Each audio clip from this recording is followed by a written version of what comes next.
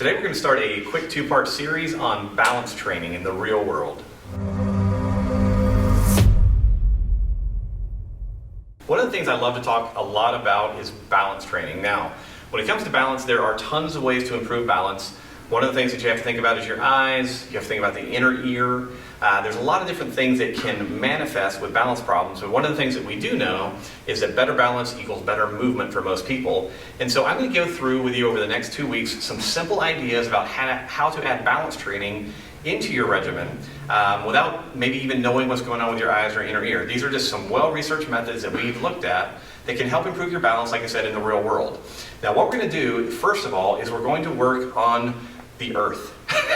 I don't want you standing on a foam cushion, a Bosu ball, or anything else right now, because in general, we don't advocate doing a lot of unstable surface work except in very specific conditions.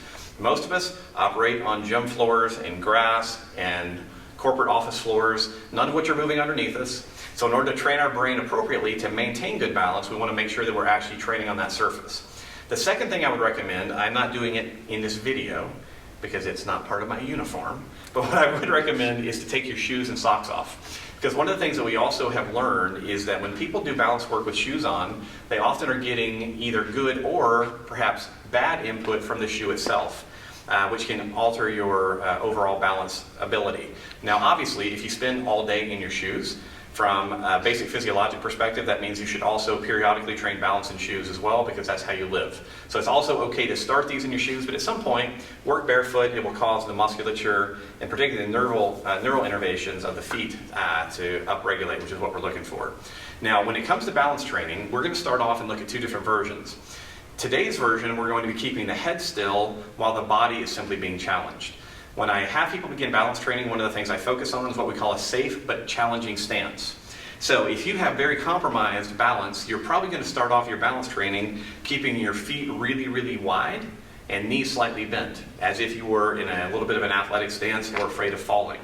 Most of us, however, can begin our balance training with our feet either in a neutral stance, very close together, which is more challenging, or in a staggered stance, one foot directly in front of the other. This is much more challenging for most people.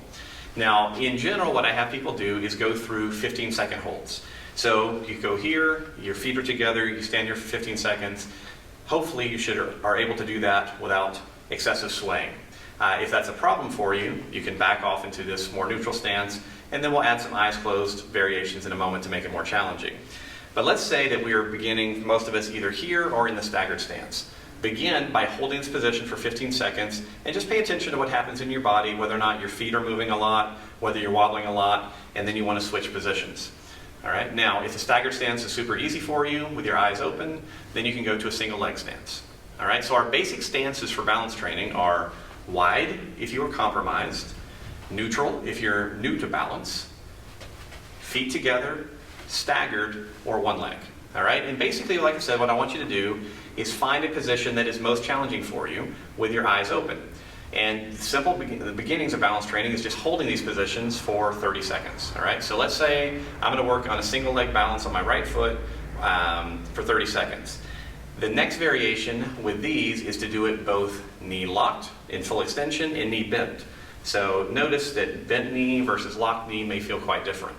So again, you start off finding something that's a little bit challenging. Maybe it's single leg, knee bent, hold that for 30 seconds. Now, if you are athletic or you've been moving for any period of time, you have good balance, with your eyes open, all of these are probably really easy. So 30 seconds here, 30 seconds here, doesn't really matter. So version 2 then is to do all this with eyes closed. So you go back to your same progression, eyes closed, feet together. How much am I wobbling? Put one foot in front of the other, staggered stance, hold your eyes, or eyes closed. Can you hold that for 15 seconds to 30 seconds? Opposite side, close your eyes. Can you hold that for 15 to 30? If that's okay, then you go to the single leg, eyes closed. Work your way up to 15 to 30 seconds of each of those different positions, again, looking for something that's challenging. Now, the next evolution of this, like I said, in this particular version, we're keeping the head still. What we're going to now add is some what's called perturbation from the outside. For this, you're going to need a band. This is a really, really thin little exercise band, tied off. But what you will begin is you'll work through the same series this way. So let's imagine that I'm fairly stable, and what I found with my eyes closed was that the staggered stance was challenging for me. The way that I'm going to add the band to this is I'm going to hold the band with both hands, get it close to my chest, eyes are open, get into my staggered stance. All right, so now I have to maintain my balance here. Once I'm in position, I close my eyes, again making sure that I have my balance, and then from there what I want to do is push the band out away from me. As I push the band away from me, it's going to require some additional stabilization of the body, and a lot of people will find that as soon as the band comes into play, their balance is very challenged where they have to step out of it. So this is a great drill that you can do, again, depending on what you found in your own body, keeping the head still, and it's just an eyes open, eyes closed variation, adding in a band. Now when you add the band in, I also recommend that you not always have it pulling from, in this particular case, from my left to my right. I also want to pull from my right to left. I can have the band up overhead behind me. I can have it down below behind me.